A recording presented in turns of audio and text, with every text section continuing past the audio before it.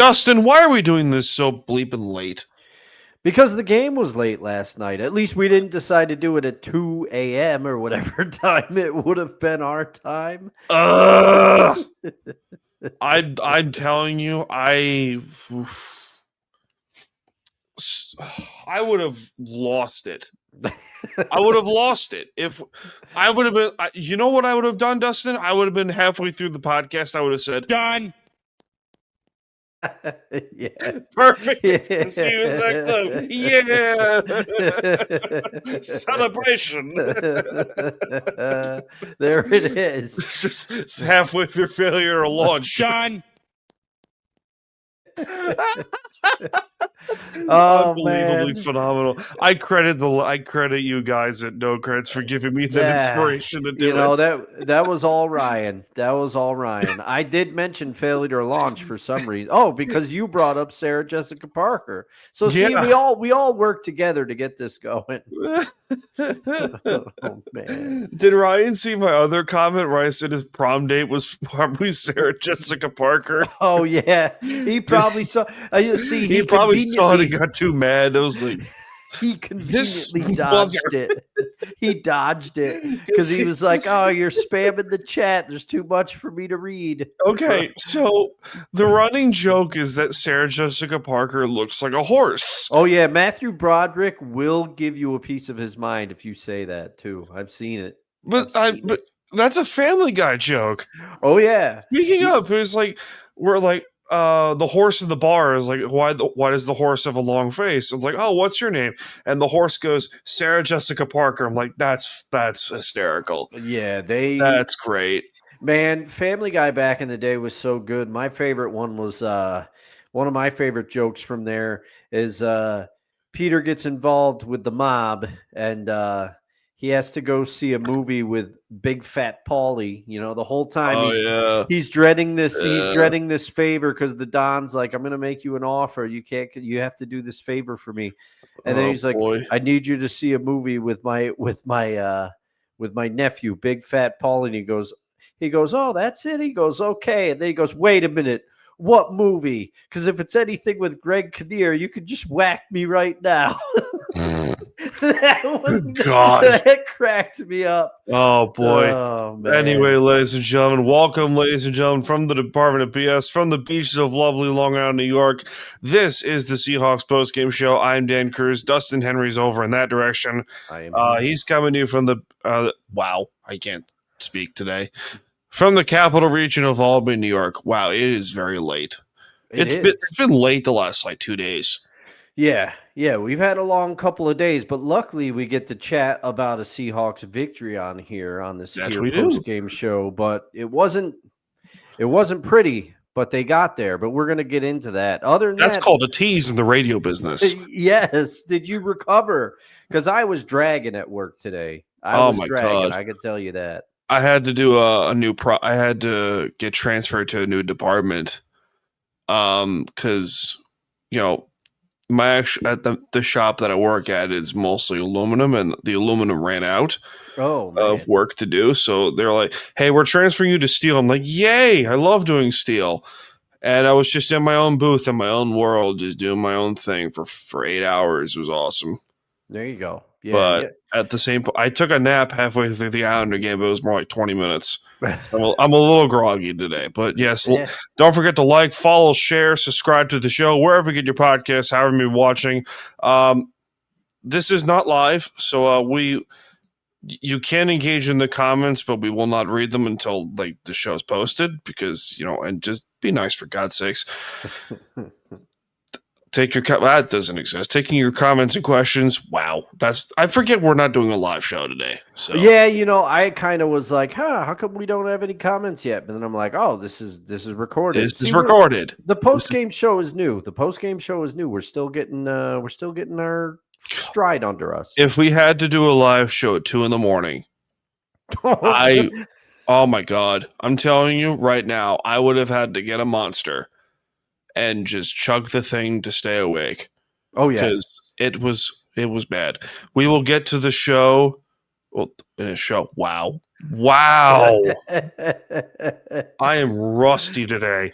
Hey, We'll knock it. We'll knock We'll that get to rust the right game in a off. second. We'll get to the game in a second, but Dustin, as we do know, this show is not free. So, be right back, ladies and gentlemen, after a word from our friends at Righteous Felon Beef Jerky. This show ain't free, so time for some ads. Righteous Felon Craft Jerky is the official jerky of Belly Up Sports. For over a decade, Righteous Felon Craft Jerky has led the American meat snack revolution by concocting delicious, adventurous, U.S.-sourced jerky recipes for uncompromising carnivores across the country. With 15 different flavors to choose from, Righteous Felon has all jerky lovers covered, and by using promo code BELLYUP, you will get 15% off your purchase at RighteousFelon.com. Do your taste buds a favor today and rip into a bag of Righteous Felon jerky.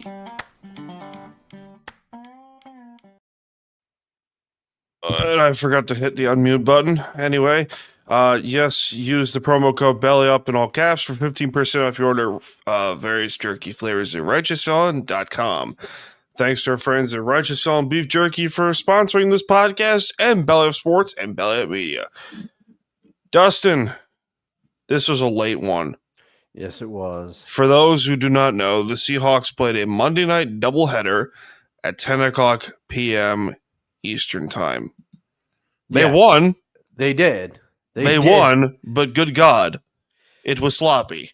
Yes, it was. It got interesting late. First off, let me say it was nice to see Earl Thomas helping raise that. That was cool.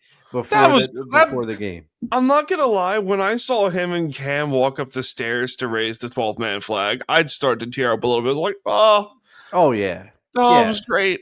It was awesome. Especially with the way that Earl left town. It's nice that, it's nice that it seems that it's all water under the bridge now. And Cam's always been great. beloved. Oh, yeah. I'm thankful he retired when he did, and he didn't continue playing after his neck injury. Yeah. I'm thankful for that because, for those who don't know, Cam Chancellor had to retire because of a neck injury that could have been deemed super serious. He's fine now. He's walking. He's doing his own thing. But it wasn't close to Peyton Manning's injury, but it was dang near close. That doesn't make a drop of dang sense, but here we are. But regardless, Dustin, it was a sloppy game. The Seahawks are 5-2. Yeah, they're 5-2. They're 5-2. The only bad thing is that two other teams in their division are also 5-2. But man, happy to get out of here with a win. Good defense too. Oh yeah. Houston is a good defense. Yeah, that's what I was going to say. Take your hat off to that Texans defense because so they pointed it out on the broadcast, and I think it was Dan Orlovsky that pointed this out. It is not often in the NFL that you win the turnover battle. The Texans defense caused 4 turnovers. Yeah. And they lost the game. And they lost the game by a margin too. Now it got slightly interesting late. But first, let me say about it. You, Kevin, and I were all flummoxed on the first play of the game, darn near. So before the game, if you didn't see it, I know you saw it, Dan, but I don't know if anybody didn't see it out there. I was asked to give a short clip with my thoughts of the game, and I said, and we've talked about it when we previewed the game, I said the Seahawks defense has to pressure C.J. Stroud. The offensive line of the Texans hasn't been able to protect him, and that's going to be one of their keys to victory. Speaking of keys, we have a delightful individual that's joining us in the room. Where is he? There he is. He's right there in the middle. There's our delightful Mr. Wilson. My name is Mr. Wilson, and I'm here to say I'm going to smack your rear end in a major way. What is that from? Dennis the Menace. Oh man.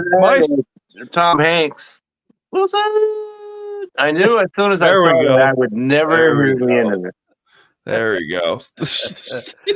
I'm sure you got a lot of that, Kevin. I'm sure you had a better time watching last night's game than we did. Well, Because you're in Texas. Let's be clear. Yeah, here. like I was saying when you guys were live the other day, it's still a game starting at 9:00. I was not present when the game was over. Let me just say that. It was 12:30 in the morning. Yeah. I was. I stayed up until 1:30 my time. I watched the entirety of the game, and I was very tired today. Yeah, I fell asleep halfway through. I wake up at 5. That's oh, brutal. good God, Kevin. That's brutal. So I wake up at 6:30. So I was watching it, and I saw that we got. The Seahawks got off to a great start, and then saw the silly, Cooper Kupp play. Oh, yeah, that was too cute. Yeah, that was way too cute. That led to a field goal, and hopefully they put that play immediately into the shredder. Yeah, yeah. Leave it to Kevin with metaphors just out of nowhere. That's not a meta. That's got to be an actual, thing. Take that play out of the playbook and put it in the shredder. And put it in the shredder, and then take it out of the shredder and burn that. We don't want to see that ever again. His analogies are great. No, that I don't know. I mean, coming in, Kevin, I couldn't agree with you more, because I was saying to Dan briefly, that was the turning point of the game, because before that, the Seahawks defense was dominating. I mean, they still the defense played great. They did. They only gave up 12 offensive points. Yes. Technically, yes. And if you look, and what really blew me away when I saw the final rushing stats, that they only had 50-some yards rushing, and 25 of that was C.J. Stroud's. Yeah, that's so. Let's get absolutely bottled up the running game, and you want to see that. Yes, the Seahawks currently, as we are recording, I believe have the number 1 ranked defense in the NFL. Which I was going to have a story about this, but if you were to tell me 5 years ago that the Seahawks would have fired Pete Carroll, traded Russell Wilson, kept John Schneider along for the ride, Jody Allen made this call and brought in a defensive coordinator from formerly of Michigan went to the Ravens, hired by the Seahawks to be their head coach, and currently have the number 1 ranked defense, I would have told you to kick rocks, eat sand, punch rocks, and do all that at the same time. Swallow wood, and just do all that and just jump into a river, front flip, screaming Tom Petty's Free Fallin'. And like I said, do all that simultaneously. With the backflip. Do all that at the same time. Do all of it at the same time, like Jeff Hardy, Swanton Bomb off the top rope. Because this is crazy. The fact that they essentially have the same group of players from Pete Carroll's final year in Seattle, and they're doing this. By the way, let's get to the game notes, because I have some pros and cons here listed on the notes section. Pros are pretty easy. The defense was blitzing a lot more. You notice that very clearly. On the Ernest Jones interception, both corners on the outside blitzed. How often do you see that? And it works. Yeah, right. And especially with this team, because they weren't doing that earlier in the season. No, they weren't blitzing we talked about that, where they were the least blitzing team in the NFL. Yeah. Because the front four were getting to the quarterback. And the fact that the Tampa Bay game opened up Coach McDonald's eyes and said, hey, I'm going to blitz a lot more, please. Yeah, so I don't know if he wears contacts or any of that stuff, but maybe, we got him clean and watched the game film, because that certainly stood out. Yeah, and we talked about that right after the game, you and I, Dan, about how there was no coverage. Nothing. Of any wide receiver in that Tampa game. None. Down the middle of the field. Nothing. There was none present. And it could have been the same thing in this game, because there were players that were out that I thought were going to play. Yes. Witherspoon being one of them. Yep. Love being one of them. I thought both of them were in line to play, and all of a sudden they were out. Yeah. But the defense had 3 sacks. Mm-hmm. Correct. One of them was, I believe, Ty Okada had one who's played well. Yes. Filling in for Julian Love. He's been the punching bag worthy enough for the safety position for.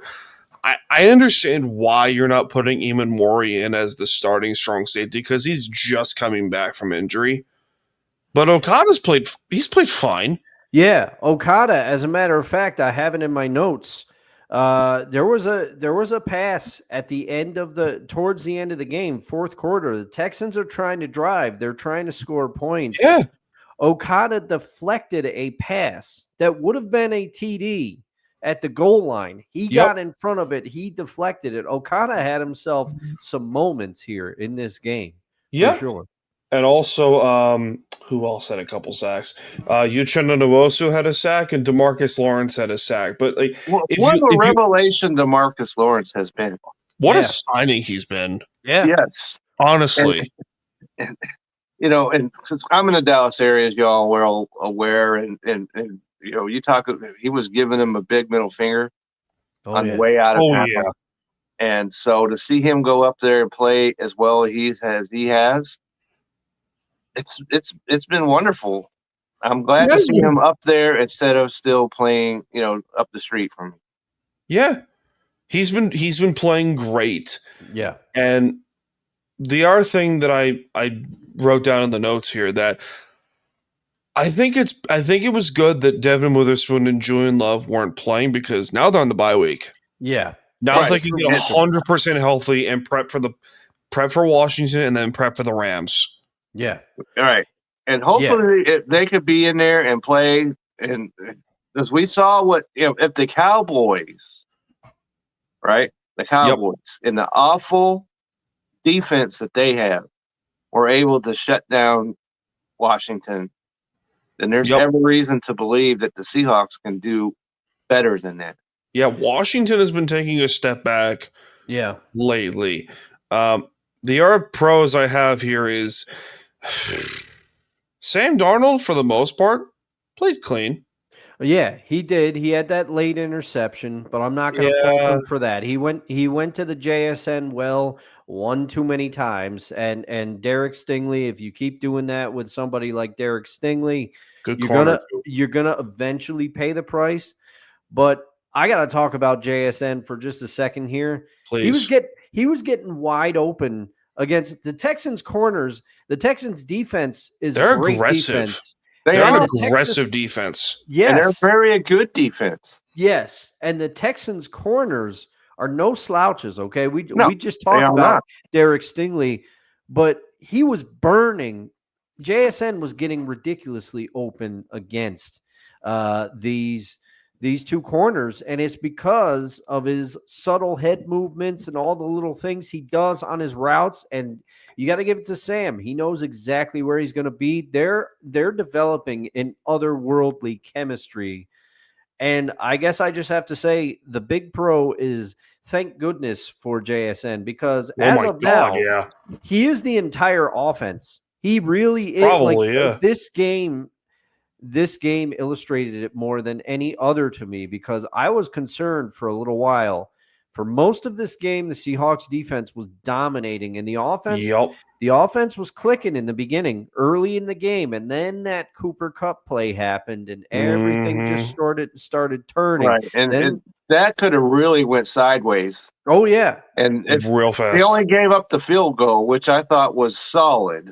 Yes, because if they'd given up the touchdown, then it's on. Yeah. Oh, yeah. Well, and if the Texans offense was any semblance of what it's been even last year, even though it was a down year, last year they could still score points now.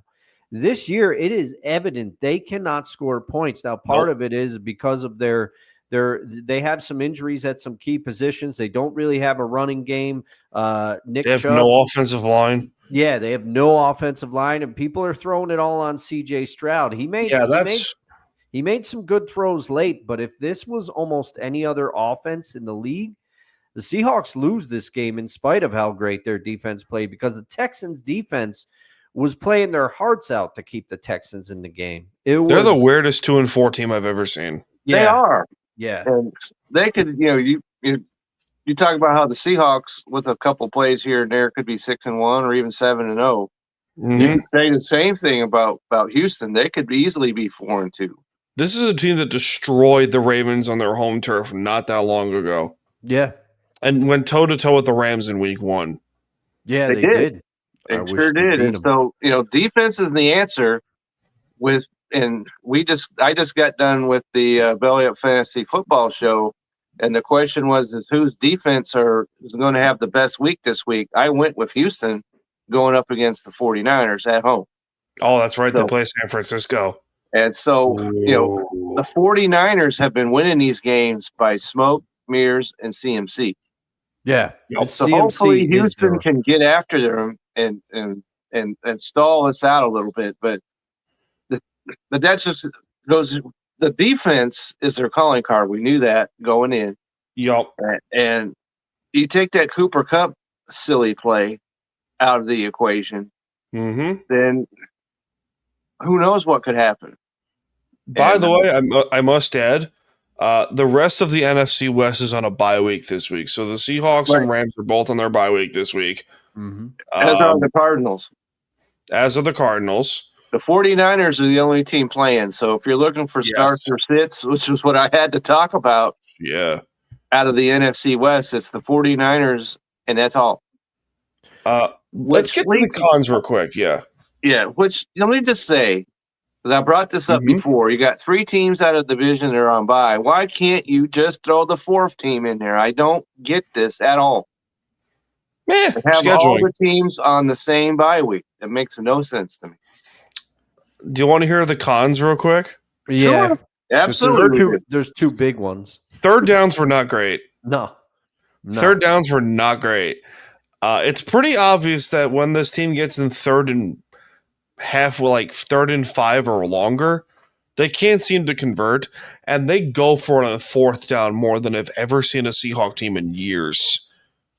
Yeah, he did. Mike did go for it a lot yesterday. He and I talked after the game. No, but because I said Mike. But the thing is, I think he was doing that because, and this is going to sound like a slight against the Texans, but I think he was doing that a little bit more because he was thinking, okay, offensively, we've got a lead. Our offense is doing enough. The defense is playing outstanding. So he's thinking to himself, if I go for it here, I know their offense isn't going to be able to convert. No, I think partially he was seeing how the game was unfolding. So he's like, let's go for it. And I felt like they kept trying to put their foot on the Texans' neck, and they just couldn't do it. The Texans continued with the block field goal and everything else. You are right, Dan. The 3rd down situations were not good. They stalled a lot in this game, particularly Kenneth Walker. I know you mentioned that, Kevin. I wanted him to do well on his birthday. He did not. Charbonnet looked better when he ran the ball. Slightly better. But he's only averaging 2.5 or so yards per carry. Yeah. So he's not lighting the world on fire, but when you get him down close to the goal line, he will score. Yeah. Do you believe that they're going to make a trade for a lineman? They have to, because Christian Haynes is hurt, and Anthony Bradford has not been good. He hasn't been. He hasn't. And that disappoints me because we talked about him, and he looked great in the preseason. Great. I was very encouraged by what he showed in the preseason, and it hasn't measured up. It's disappointing. It is. That's a great word. Disappointing. Because, if there was ever reason to be cautious of him coming into this year. Oh, it looked like he had turned that around, but it isn't. So, let's make a trade. We got 2 weeks from today to do that. Wyatt, tell her anyone? Yes. You have been vocal about this, Dan. You have been right, and I got to give you, when you nail it, because I wrote down in my notes, there was a couple plays, Anthony Bradford, few holding penalties that killed drives. You had a second and manageable, and now all of a sudden it's 2nd and 21. because of holds. And, it was one of those kind of games which contributed to the third down situations that you're talking about. And they seem to, the only plus offensively from this game, besides JSN and Sam playing relatively well as he has been, they're looking for Elijah Arroyo down in the end zone. Once they get in the red zone, and he seems to be finding a little bit of a groove down there. They're using the tight ends well, but other than that, it's the tight ends, Sam Darnold and JSN. The running Which, by game, the way, this nothing. man in the middle has been screaming for the tight ends to get involved for how long now? Right. Yeah. Well, that's what you gotta have to say when you got 7 of them on your roster. There it is. The number grows. The number grows. Next show it'll be It does. 10. I think it was 5 one time, then it was 6, now It it's was like 7. 12. 12, It's like 8. maybe 14. I don't know. Yeah, But, there goes the other cons, which was the penalties, the running game. For God's sakes, like the other name that I mentioned to you, Dustin, in our trade discussion was Devon Achane. Yes. Yes. Do this deal. So I'd call both Cleveland and Miami and say, hey, how much do you want for Achane? How much do you want for Wyatt Teller? Yeah. I think Woolen is off the table because of these last few games. He's been better-ish. He has been better. Well, Ish. the floor is, you're talking about the bar isn't set too high on this. No, but So, when you talk about better, that's still miles to go, before we get to where we want to go. he's not making stupid penalties right now, Well, which thank is goodness good. for that. You love to see, and his passer rating allowed has gone down, which has been nice. I mean, and the other thing that I've wanted to talk about is you're not losing because of him. You're also winning with him. Yeah. Which is good. Which is when they lost both of those games that they lost. Yes. He was central to those losses.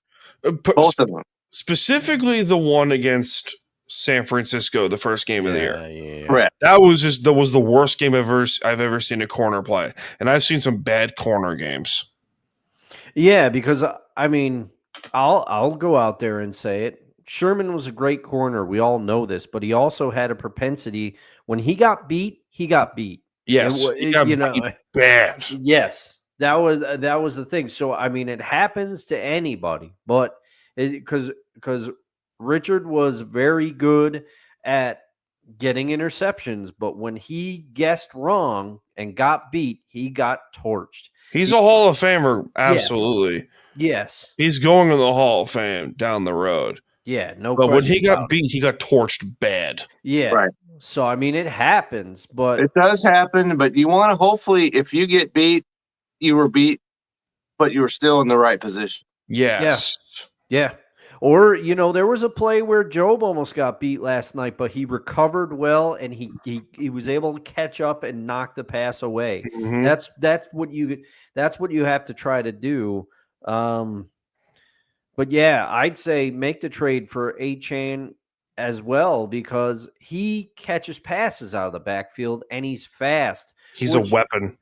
See, this is what frustrates me about Ken Walker because when he got going, there was a run that was negated by a holding penalty, and I forget who did it.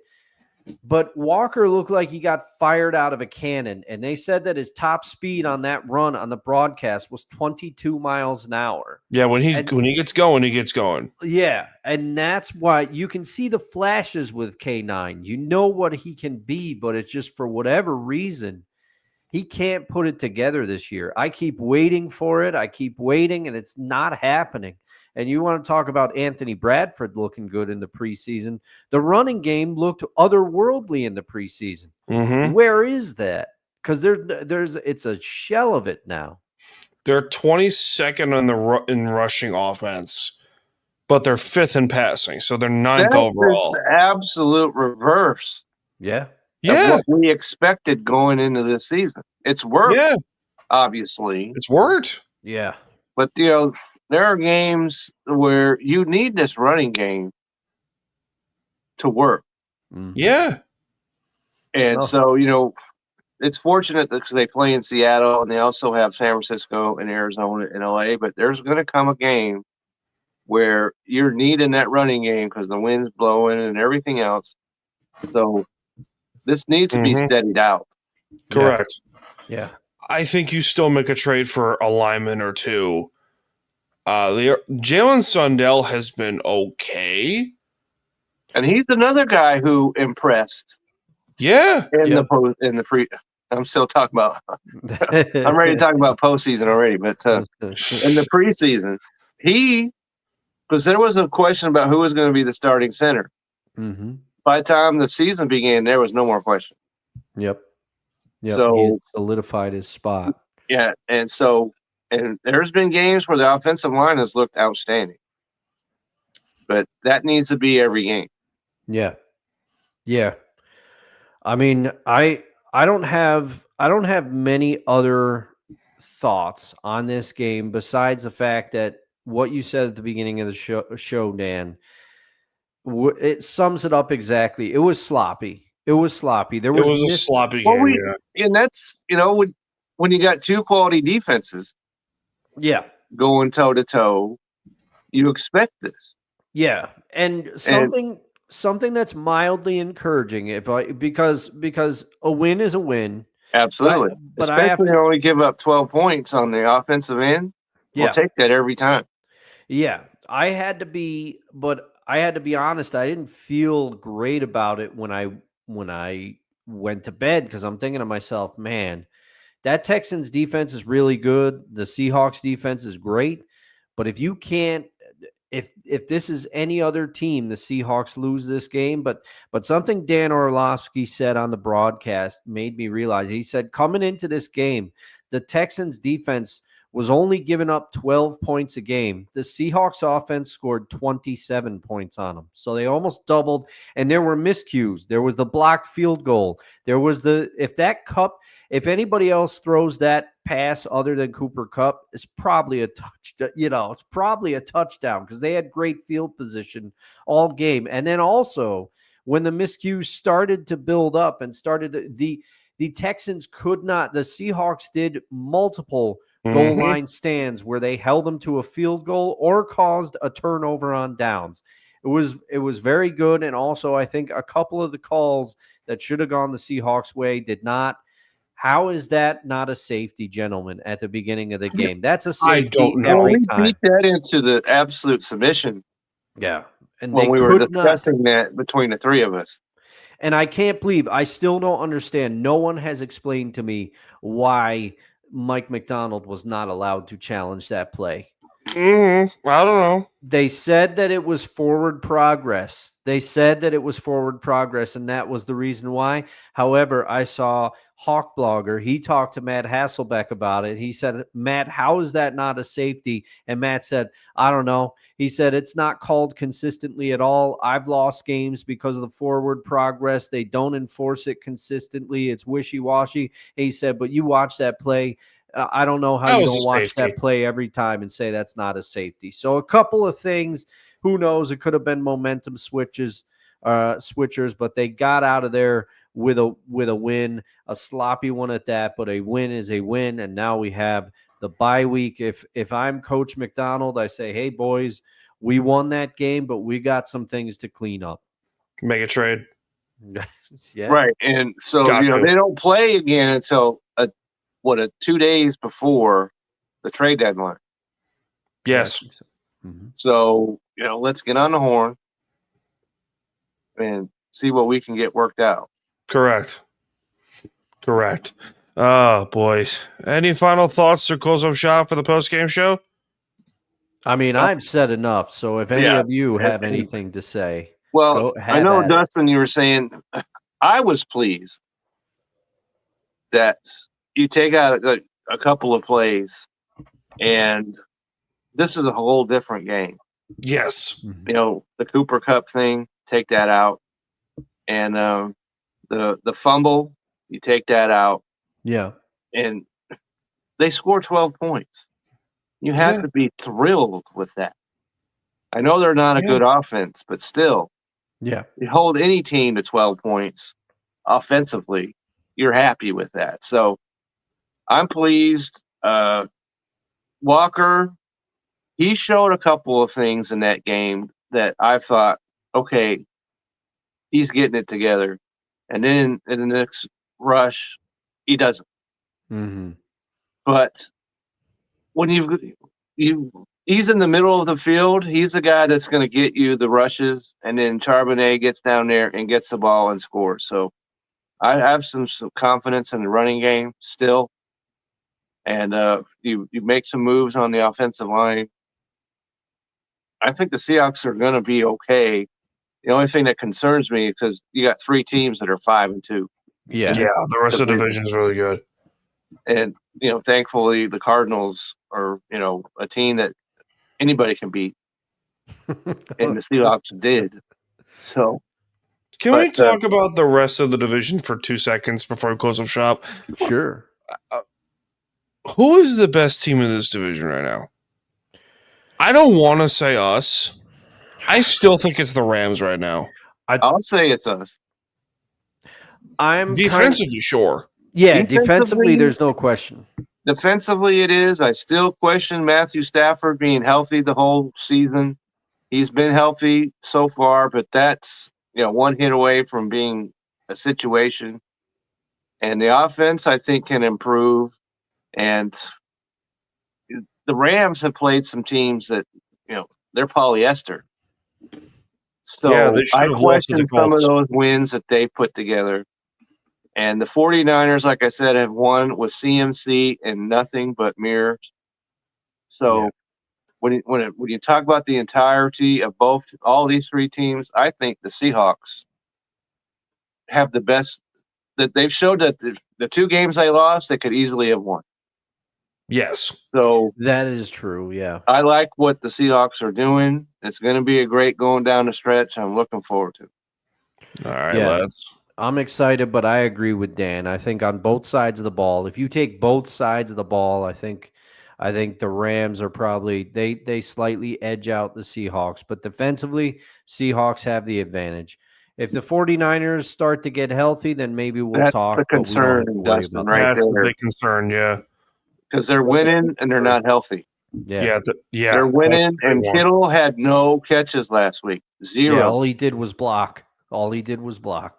And they still, and Atlanta was as hot as anybody. Yeah. And they won that game. So. All right. Oh, boy. Now we get a whole bye week to relax. That's right. So. Relax, watch football, and eat. You know what this means? It can make it through halfway through failure to launch. Done. I knew that would make Kevin laugh. That was awesome. We're done. Done.